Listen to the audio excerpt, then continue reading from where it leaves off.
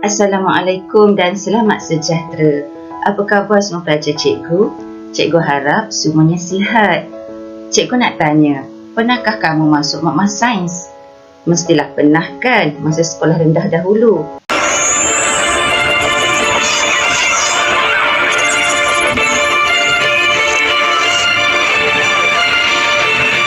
Baiklah pelajar-pelajar, dalam bab 1, pengenalan kepada penyiasatan saintifik, ada subtopik 1.2 makmal sains anda. Jom masuk makmal bersama-sama dengan cikgu, kenali alat-alat radas di dalam makmal. Inilah makmal sains sekolah cikgu. Cantik dan kemas kan? Jom kita kenali alat-alat radas. Sekarang kita akan lihat radas makmal dan fungsinya. Yang pertama ialah tabung didih. Fungsinya ialah memanaskan bahan kimia dalam kuantiti yang kecil. Yang kedua ialah tabung uji. Fungsinya ialah mengisi bahan kimia dalam kuantiti yang kecil. Nanti di makmal sains kamu boleh hands on sendiri eksperimen. Tu tengok tu. Cikgu tengah tuangkan bahan kimia ke dalam tabung uji. Cikgu nak tanya, yang mana satu tabung uji? Sebelah kiri ataupun sebelah kanan? Ya, sebelah kiri tabung uji, sebelah kanan tabung didih. Saiz tabung uji lebih kecil berbanding tabung didih. Seterusnya kita ada bika, kelalang kon, kelalang dasar lepek. Ketiga-tiga alat radas ini mempunyai fungsi yang sama, iaitu mengisi bahan kimia dalam kuantiti yang besar. Sekarang cikgu tuangkan air suling ke dalam bika. Bika boleh mengisi bahan kimia ataupun air dalam kuantiti yang besar. Ini pula adalah kelalang kon. Fungsinya sama juga seperti bika tadi. Pernah tengok tak kelalang dasar lepeh? Inilah dia rupa kelalang dasar lepeh.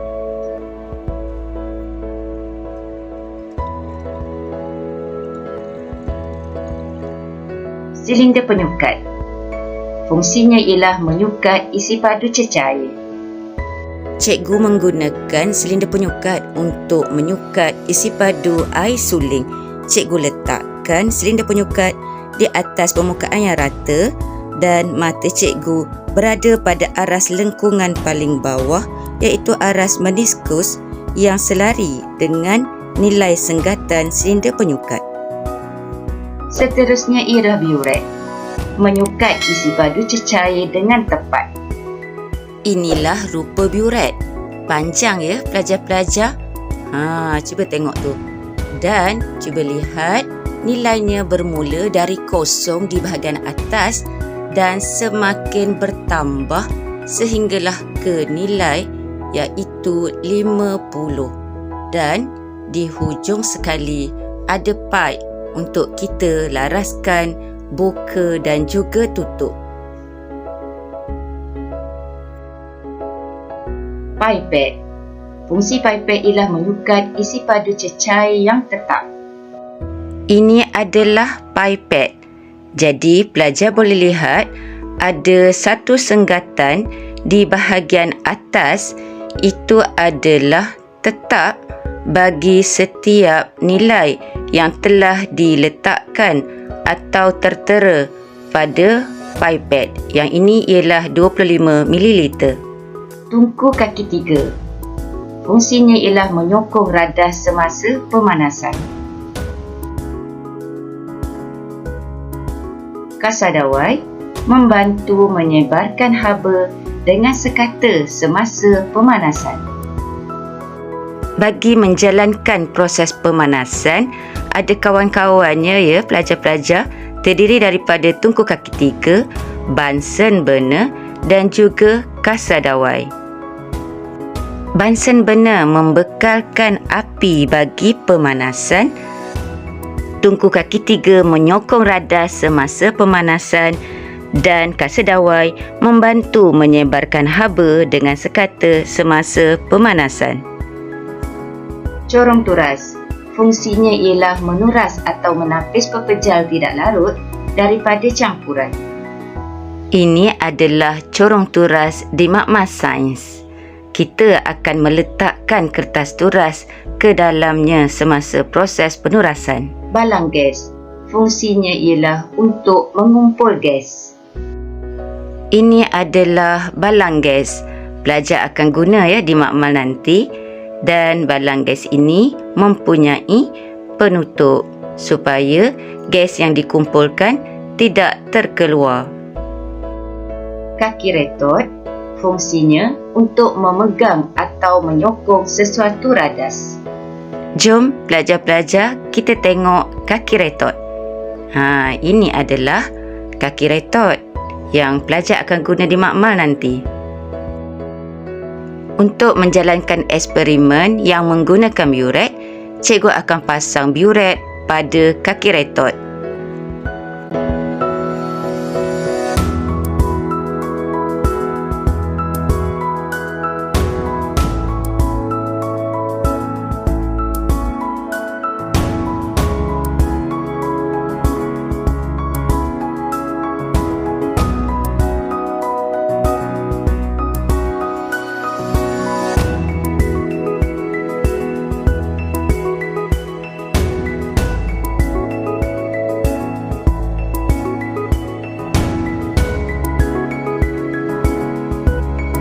Piring sejat. Fungsinya untuk tujuan penyejatan. Ini ialah piring sejat. Cikgu ingin menjalankan eksperimen memisahkan kristal garam dengan air garam. Jadi cikgu panaskan air garam, maka air akan tersejat dan meninggalkan kristal garam di dalam piring sejat. Sekarang kita akan lihat pula simbol bahan berbahaya di dalam makmal. Kebanyakan bahan kimia yang kita gunakan di dalam makmal sains berbahaya. Jika pelajar-pelajar lihat di sini, yang mana satu simbol yang pelajar faham maksud dia. Kalau ada api ni maksudnya apa? Kita mestilah perhatikan simbol amaran pada botol bahan kimia dengan teliti sebelum menggunakannya untuk mengelakkan kemalangan.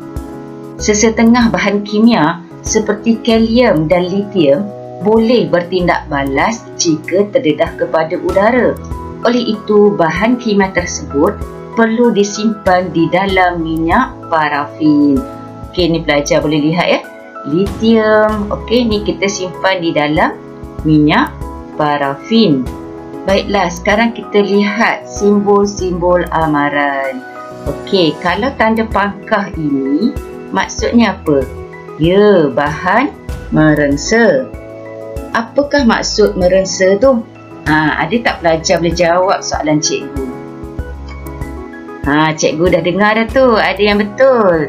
Ya, merengsa tu maksudnya gatal-gatal, pedih, rasa tak selesa dan juga sakit bila terkena bahan tersebut pada sesuatu bahagian badan. Okey, kalau tengok simbol ini. Ini menunjukkan bahan itu apa? Ya, bahan radioaktif. Okey, kalau tengok ada tabung uji menitis di atas tangan. Okey, ia menunjukkan bahan yang mengakis. Okey, simbol tengkorak pula.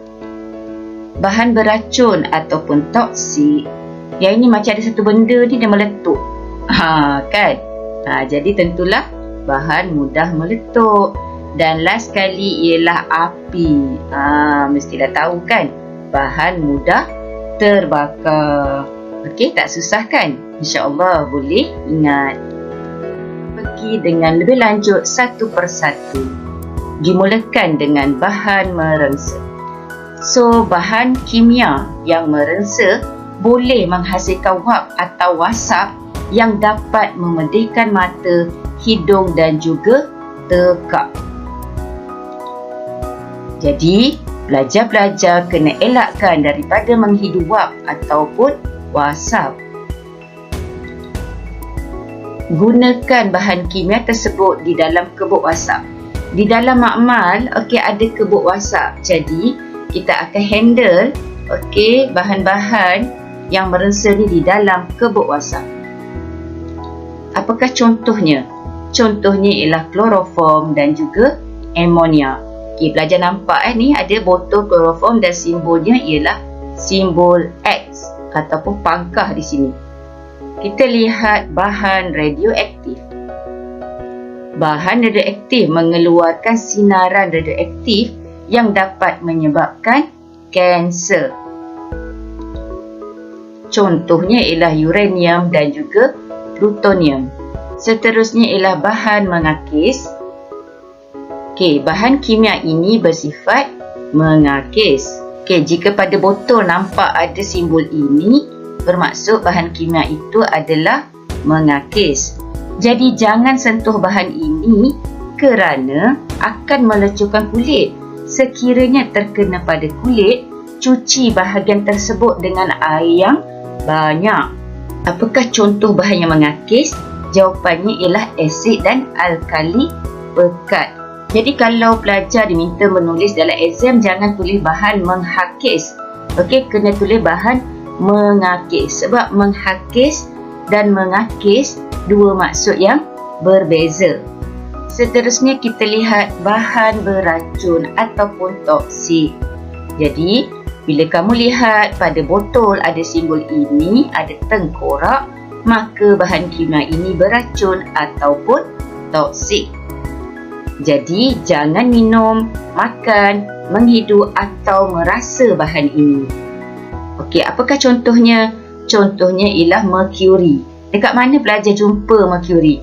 Ya, di dalam termometer. Sekiranya termometer tu pecah, okey, dan merkuri tu tumpah di atas meja, jangan pegang. Okey, panggil cikgu ataupun pembantu makmal untuk uruskan. Okey, dan juga klorin. Okey, klorin juga bahan yang beracun ataupun toksik. Seterusnya bahan mudah meletup. Okey, ni simbol dia. Nampak ada satu benda kat situ tu. Tu nampak letupan dekat situ. Bahan kimia ini mudah meletup. Okey, kalau nampak simbol ini pada botol atau satu bahan, maka bahan kimia itu mudah meletup. Jadi gunakan bahan ini mengikut arahan dengan cermat. Contohnya ialah gas hidrogen dan juga gas butana. Okey, ianya mudah meletup. Sekarang yang terakhir, bahan mudah terbakar. Nampak simbol api kan pada label, maka bahan tersebut mudah terbakar. Jadi bahan yang mudah menguap dan terbakar. Pelajar-pelajar mesti jauhkan bahan ini daripada sumber api ataupun haba. Gunakan bahan ini mengikut arahan dengan cermat. Dan contohnya ialah alkohol dan juga petrol. Sekarang kita akan belajar peraturan dan langkah-langkah keselamatan di dalam makmal. Untuk mengelakkan kejadian yang tidak diingini, kita perlu sentiasa mematuhi peraturan dan langkah-langkah keselamatan di dalam makmal. Sekarang kita akan lihat satu persatu peraturan di dalam makmal. Yang pertama, jangan masuk ke dalam makmal tanpa kebenaran. Yang kedua, jangan mulakan eksperimen sebelum diarahkan oleh guru. Yang ketiga, baca arahan dan fahami arahan eksperimen terlebih dahulu. Biasanya cikgu-cikgu akan beritahu kamu beberapa hari sebelum kamu nak buat eksperimen kan? Baca arahan dahulu, dan semasa buat eksperimen pun kita ingatkan lagi kamu baca arahan eksperimen terlebih dahulu. Yang keempat, gunakan semua bahan kimia dan peralatan dengan betul dan cermat. Seterusnya, pelajar-pelajar dilarang minum, makan dan bermain-main di dalam makmal. Pelajar juga dilarang mengeluarkan peralatan dan bahan kimia dari makmal. Kembalikan peralatan dan bahan kimia ke tempat simpanan asal jika dialihkan. Seterusnya, pastikan tempat menjalankan eksperimen sentiasa kemas dan bersih. Cuci semua peralatan dan buang bahan buangan mengikut kaedah yang betul. Dan yang terakhir, Cuci tangan dengan air dan sabun sebelum meninggalkan makmal.